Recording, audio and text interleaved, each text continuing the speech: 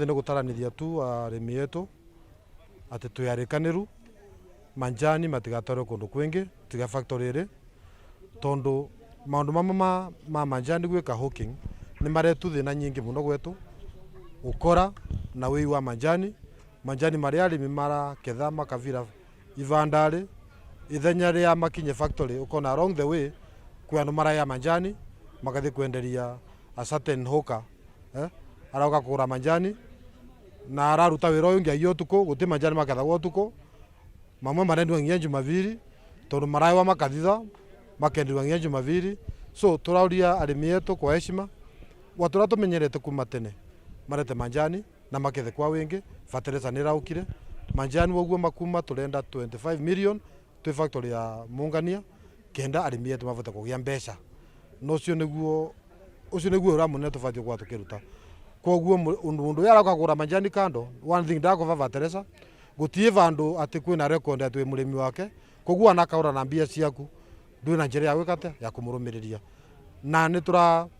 cokeria ngatho muno administration kuma kwendi CC county commissioner ma chiefs na aria engi tondu nduyu ni mara anao mai mecemanio ri to muthi ucio tura naguo ni marera arimi yetu matige kwendia manjani kwi andu aya private mendie manjani factory ri kena tuvate kugia mbia na riguo arimi yetu mavate kugia mbia especially kena mavate kuthomithia ciana na gwika maundu maria mengi ma kivyao. Hivi karibuni kumekuwa na malalamiko na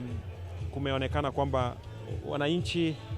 wakulima wengine miongoni mwa wakulima wote wamekuwa wakiuza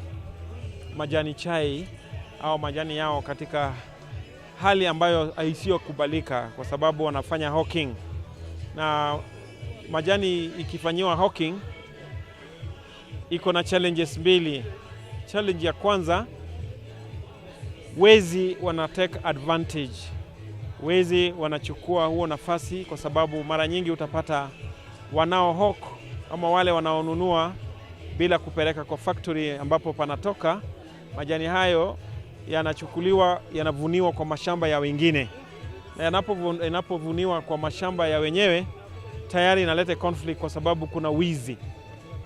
na tumekuwa na michangamoto kama hiyo, maana kila mara tunahusika katika kufuatilia wale wezi. Tunapata maripoti kwamba majani fulani imeibiwa, kahawa yameibiwa, na ni kwa sababu kuna hawkers ambao wanakuja wanazichukua usiku. Tungependa kuomba wakulima, ni muhimu kuuza majani yako, kahawa yako katika zile factory ambazo serikali imekuwa ikukupa mbolea, mikopo unapata kule, ili muweze kujijenga na muweze kujenga factory yenu na mujenge eneo hii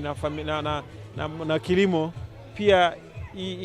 inawiri katika sehemu hii. Otherwise si kizuri, ni jambo mbaya unapohawk, maana linatoa hata linafanya vijana wanatoka katika mashule, wengine wana idle, kazi yao ni kuiba na kwenda kuuzia hawkers poti kwamba majani yameibiwa. Na ukijaribu kufuatilia yule ambaye anaripoti, apparently ni watoto wao, ni jamii yao. So mtu anaogopa hata kuchukua hatua dhidi ya nini? Jamii yake. Kwa hivyo tunaomba wewe kama mzazi, wewe ni mkulima, yule ambayo kama Waswahili walivyosema kikulacho kingoni mwako, ni mtoto wako, ni jamii moja wa jamii yako ndio atakayekuja kuchukua nini yako, anachukua kwa boma yenu kisha anawapelekea hawkers. Tukikuomba ukuje uandike ripoti pia utaki. Tunawaomba unapopata yule ambaye anaiba majani yako, kahawa yako, piga ripoti mara moja ili uripoti kwa polisi na tuchukulie mtu kama huyo.